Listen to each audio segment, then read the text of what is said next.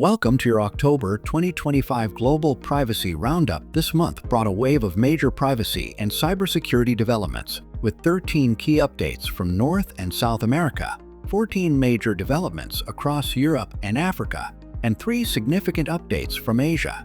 Let's dive into the top developments. October began with a wave of major privacy laws taking effect across the United States. In Maryland, the new Online Data Privacy Act took effect, banning sensitive data sales, limiting data collection, and prohibiting targeted ads for minors. Colorado followed with expanded safeguards for minors online, requiring consent before using children's data for advertising and design features that encourage prolonged use. Montana took a futuristic leap, extending its genetic privacy law to cover neural data from the brain-computer interfaces. In California, regulators stayed busy. The Privacy Protection Agency fined Tractor Supply $1.35 million, its largest CCPA penalty yet.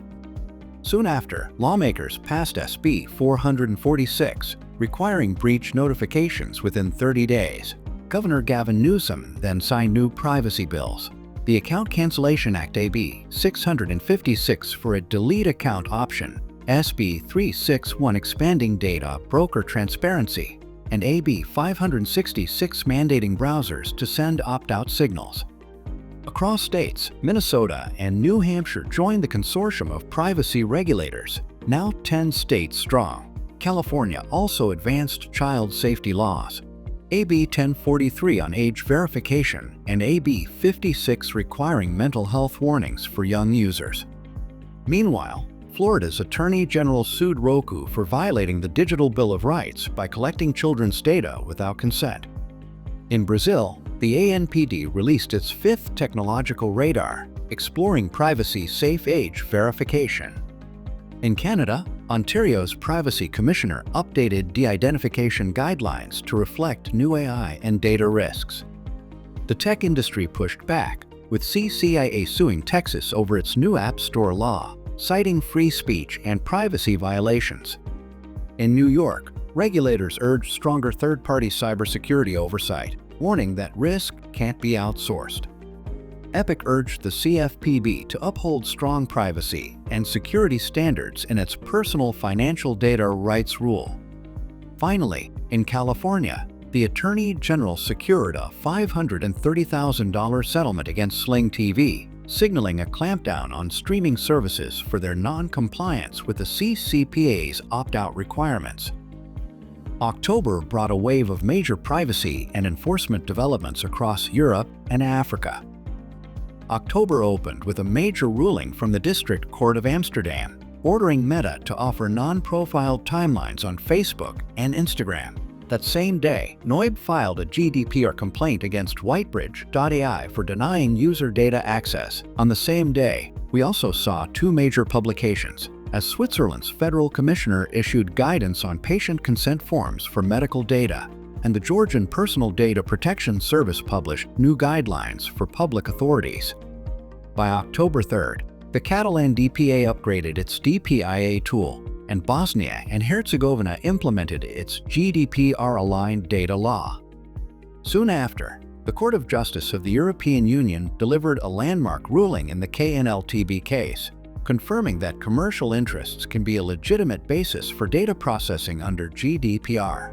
Ending the first week, on October 6th, the Swiss Federal Commissioner released new guidelines banning cookie consent dark patterns. October 10th was marked by the UK Upper Tribunal upholding the ICO's appeal in the Clearview AI case, affirming that the UK GDPR applies to any foreign company that monitors the behaviors of UK residents.